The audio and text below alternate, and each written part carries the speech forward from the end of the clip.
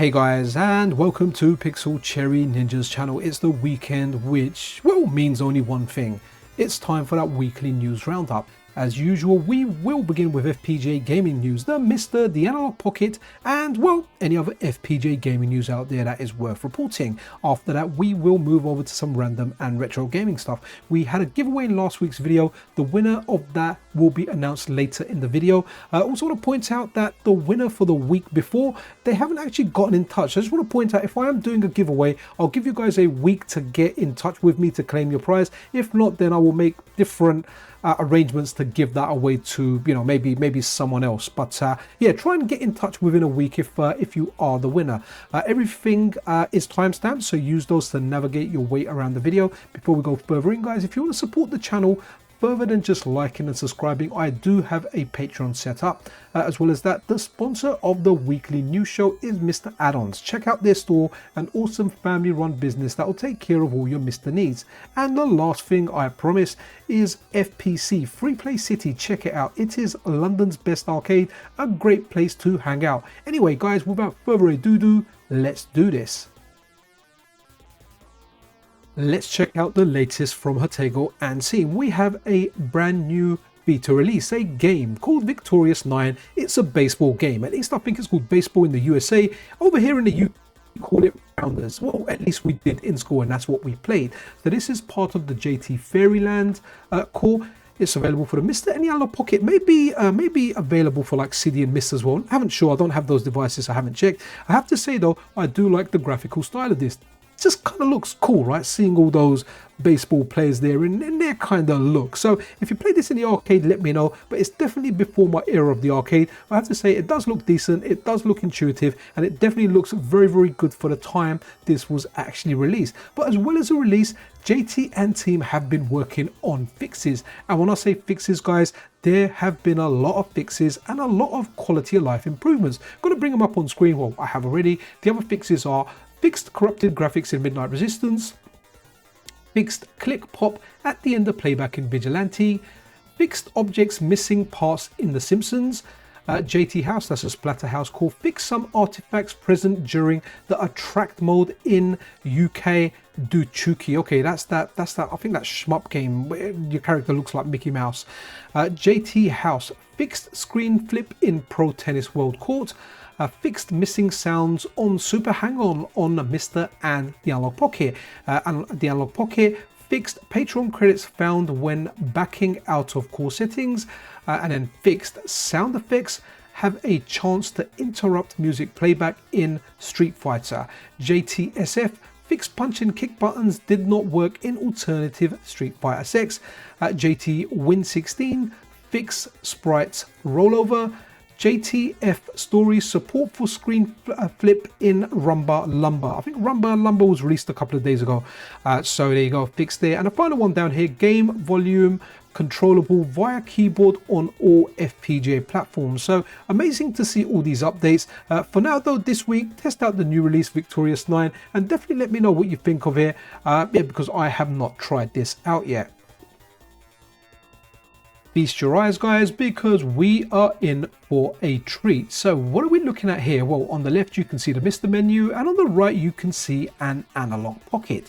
The developer known as Robert Pape, who's, well, best known for bringing the impossible and making it possible, bringing us like the PlayStation core, the Nintendo 64 core most recently. So Robert took a little break. Robert was working on a Game Boy Advance game. Sorry, Robert's also known as FPGA Adam Spaz. So they've recently been working on a Game Boy Advance game. I'm looking forward to that when it releases. But in the meantime, they posted these images over on Discord. Have to spend a special thank you out to the Jesus Fish because he pinged me on this and I was able to check this. So if he didn't ping me, likely I would have missed out on this. So dude, thank you. Like it when any of you guys ping me. So Robert here says, first result from the rebuild, now cycle accurate GBA core. And that's amazing because the Game Boy Advance core we have for the MiSTer FPGA, it just feels absolutely amazing. It's snappy. You can even play 2 players on one MiSTer. I mean, that's just mind-boggling, but absolutely amazing. But seems like Robert has learned some new stuff. There's some new techniques, maybe while developing a game for the GBA, stuff that he may have picked up while developing the N64 core. Well, it looks like he's going to rebuild that Game Boy Advance core to be cycle accurate. This will give us hopefully stuff like being able to run a link cable via snack to connect like your Game Boy Advance with it, and I don't know, do some Pokemon trading or some multiplayer gaming. Either way, anything Robert is involved in, any project he does, is a 10 out of 10. The guy's amazing, his work's amazing, and it will be amazing to see what happens with this core. Naturally, when test builds are made available, I will do live streams on the channel, maybe some videos, but I definitely enjoy doing the live streams because testing while on air and speaking to you guys is a lot of fun. But it's great to see Robert back on FPGA core development, and really looking forward to how this Game Boy Advance cycle accurate core develops. Some truly amazing stuff here, and I'm not just talking about the serious relationship loyal men 45 plus only. I don't know how that got on there, honestly. Anyway, we're talking about the SEGA STV side of the SEGA Saturn core. Now, there are some fast movements happening on this, to say development is very rapid. SRG is putting out updates. We've got members of the community contributing, right? Zach doing the MRAs. We've got Z Sensei doing like different builds that kind of tighten up the timings. We've got people like the Jesus Fish that is just so good at passing out information. We got Kuba J. Guys, this is a massive community effort, and the latest that I've seen from all the talks on the Discord are that it looks like the core is going to get split. So there are parts that aren't required for the SEGA Saturn core that the STV use, and vice versa. So it will make more sense to split the 2 cores separately, so that way you are utilizing everything the best and you're not wasting resources. So if you want to get it up and running at the moment and you want to do it manually, this is a video that I did a few days ago. I'll leave a link to it in the description. This is a tutorial of how to get everything up and running manually, right? So add the games, add the BIOS, add the cores, add the MiSTer Unstable. But hey, who wants to do stuff manually when someone out there has actually made it easier for us? Yep, you guessed it, guys. When I say the word easy and FPGA, the name davewongillies comes to mind. And what davewongillies has done, he has made a script, a custom script that will grab the latest core for you, right? It will grab the latest Saturn STV core, it will grab the MRA files for you, it will do everything for you. I think what you need to do is just grab yourself the games. So what's amazing in the latest update, I've put it on my MiSTer. Let me just go over to my MiSTer.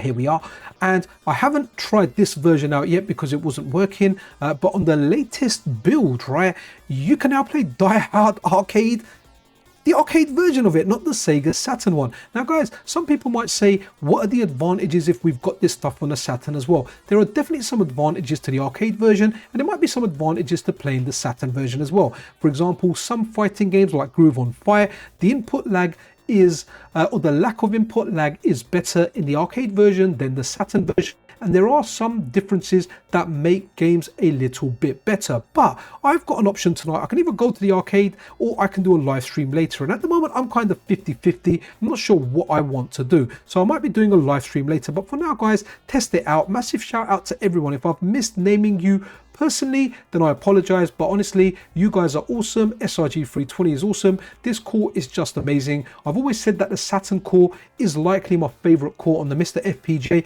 and you know I love arcade games. So I grew up in the arcade, so to have the STV and having like my favorite console core and having its arcade counterpart, it's amazing. It's coming along. It's not available via update tool yet, so there are a few ways of getting the core on there. You can follow my video step by step. It's not very difficult, or you can use the script that davewongillies has put out there. Either way, try this core out. It is amazing. Winners don't use drugs and cheaters never win.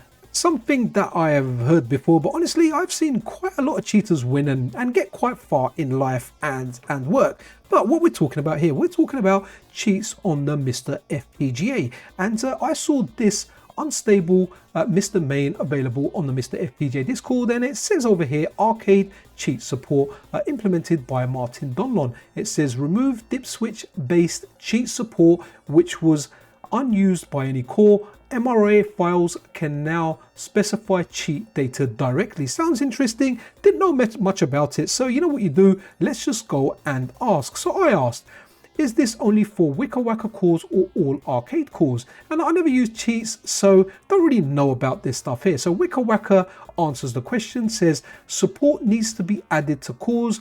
None support it right now, but I am adding it to M92. So for you guys out there that like cheats and you want cheat implementation for arcade games, some cheats can be fun. I've definitely tested them out on, I think, the Game Boy Advance core, in specifically like the Castlevania games. It was fun seeing how you can change some of the properties of the game. So Wicca Wacka will add them to the IRIM M92 core. What you're seeing in the background is R-Type Leo, which is an IRIM M92 game, and hopefully other developers will start implementing cheats in there. Now, honestly, I'm not really one for cheats. I think someone said on the Discord, isn't infinite credits kind of cheating? Well, I guess it kind of is. But for those of you guys that want cheats, hopefully we'll start seeing more and more cheats coming over as options available on arcade cores for the MiSTer FPGA.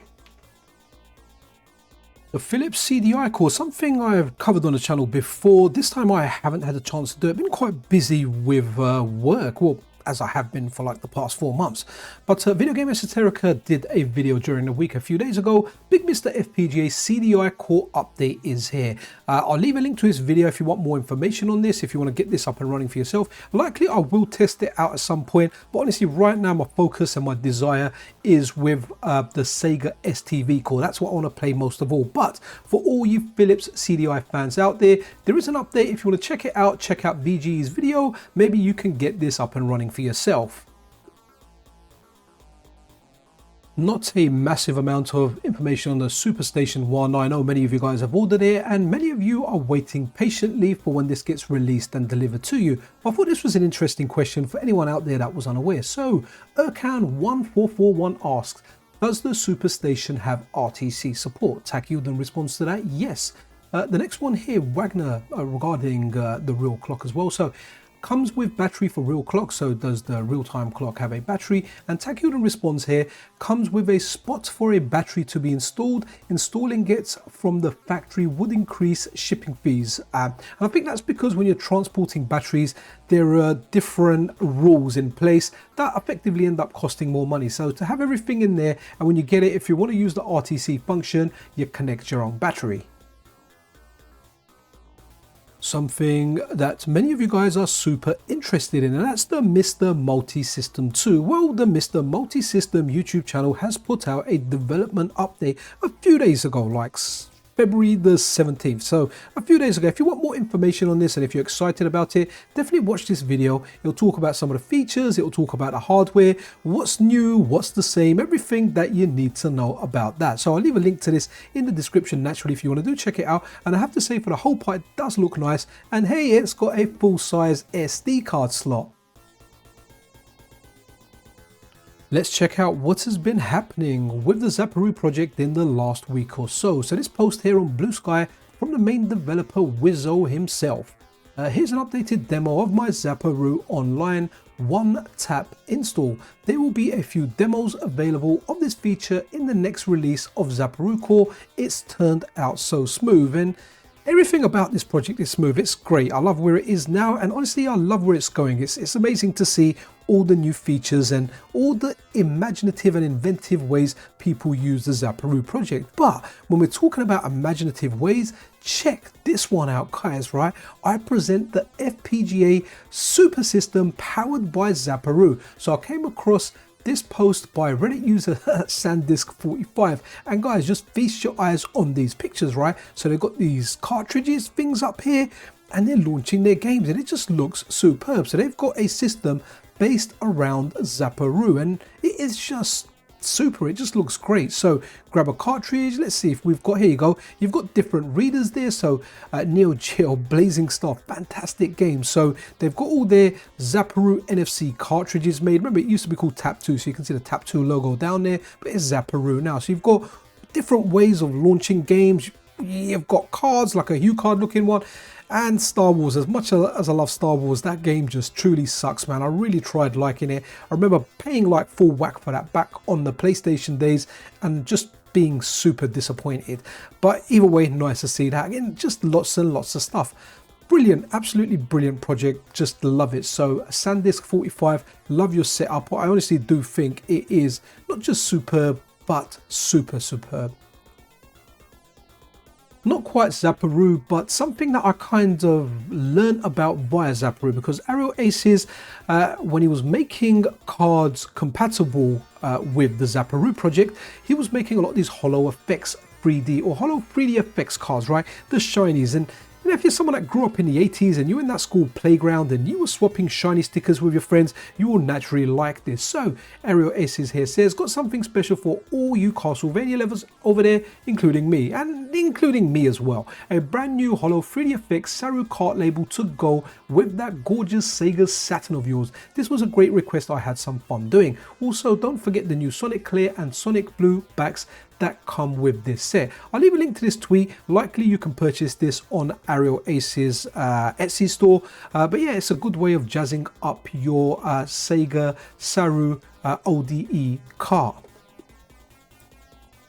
Arcade Karen, she has been a massive hit on the channel and she has actually put her development skills to the work, and no one can call Arcade Karen a bad developer. She has released some artwork for the Analogue Pocket, and there you go, I'm running it on the Analogue Pocket. It looks really, really good. That's high flying Karen up there. You can see her in the plane, in the cockpit, in the 1943 game. As well as that, you know, we've got her on the Master System. There's lots and lots of stuff out there for you guys to enjoy. Now, if you want to install this, currently it's a manual install. Head over to GitHub, download the files and just copy them onto the root of your Analogue Pocket's micro SD card, and honestly you can have all these excellent platform images, right? Check them out. Honestly, they really, really are amazing. There are just lots and lots. Look, Atari Lynx, Tamagotchi.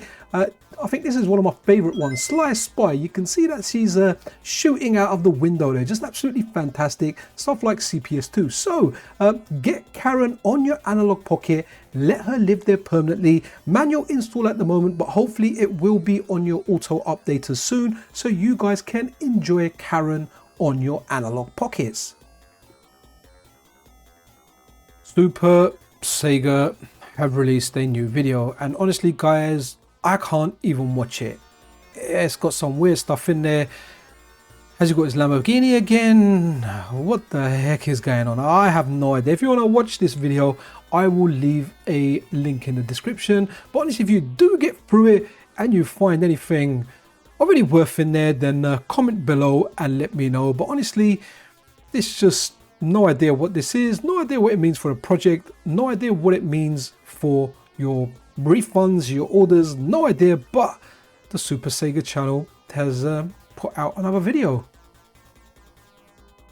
This is a video I did a while back. Okay, here you go. It says it down here, 1 year ago. So ShaderGlass. What is ShaderGlass? Well, it lets you hover a window above stuff and apply shaders. You can do it full screen. Honestly, it's an amazing bit of software. I absolutely loved it, and I played some of like Marvel's new Spider-Man game using this. Lots and lots of different effects. And a year ago, this was an earlier version. Now it has been updated. Look, we have got ShaderGlass version 1.0 here. I'll leave GitHub links in the description. Check this out for yourself. I will likely check this out and hopefully do a video on this because it is amazing. I do like experimenting with this, but have a look at the developer Maximus showing it off here. So imagine that. Look, you've got all those windows open in your PC, you open ShaderGlass, whatever you hover it over, it will give you that shader effect, and there are lots and lots in there. I think he's even implemented stuff like the mega bezels in there. There are just lots and lots of effects. One scan lines, no problem, just hover it above. Now last year when I tested it out, I had an AMD 4800U paired up with a 1660 Ti, so not really the most powerful of devices out there, and it had no issues. I was able to play Spider-Man using it, and I didn't really notice much latency or anything on there. It felt fine when I played it. So you definitely want to try this out for yourself. It's a free bit of software. It's just absolutely awesome. I mean, just look at it. You can see him hovering that about in real time, and you're getting shaders and then you're moving them off. Like, you need to try this. It's fantastic. Do you like playing your Sega Mega Drive games on cartridges on original hardware like you are living back in the day? Well, you know what, this is really amazing from Xavier Marks Jogo Velho. Guys, in order to encourage production of new games for the Sega Genesis, aka the Mega Drive, the GamesCare team created an open source cartridge to facilitate the sale of physical games. So if you're making games and you want to put them on a cartridge, have a look at this open source design. Maybe this is something that you can work with and make your dreams come true. I often say it on the channel, I love the PC Engine. It's one of my favorite consoles, and it's really nice to see this Special Ninja Squad. And this is a demo, and you can try this out right now. Looking forward to the full release, and guys, it just looks really, really good.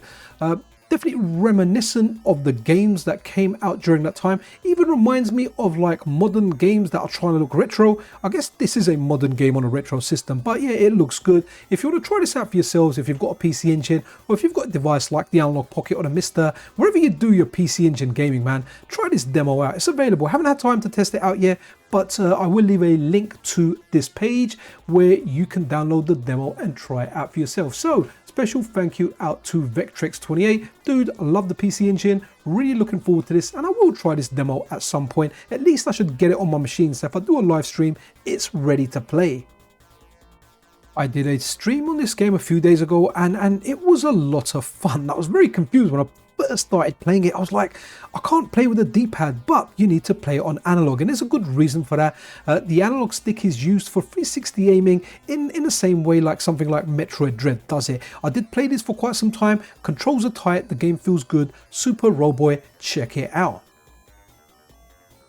Absolutely love the translation community, and this time there's an English patch for Mobile Suit Gundam, right? And that is available now. I leave a link to this SEGA SotN SAROO website where you can get more information. It's not a game I'm super familiar with, and honestly, I'm not really a massive Gundam fan, but I think my buddy Anime Otaku is, so Anime, maybe this is something you want to test out. Love seeing translation work. It just gives us access to games that, well, we can't properly enjoy because of the language barrier that's presented, but translation efforts like this get rid of those. So always like covering these on the channel, whether I like the game or not. But I have to say, this game does look interesting.